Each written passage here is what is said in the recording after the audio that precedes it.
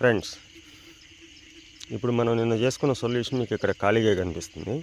కారణం ఏంటంటే నిన్న నేను 5 o'clock అప్పుడు వీడియో తీశాను కదా, దాన్ని 8:30కి మళ్ళీ వచ్చి రిమూవ్ చేసి పక్కన పెట్టాను. ఎందుకంటే మనం 3 hours చాలు అని చెప్పాం కదా. ఆ మొక్కలన్నీ కూడా అదిగోండి తీసుకొచ్చి పక్కన పెట్టాను. ఇప్పుడు చూడండి, వీటిలో టిప్స్ ఒక్క టిప్పు కూడా చూడండి, ప్రతి టిప్పు కూడా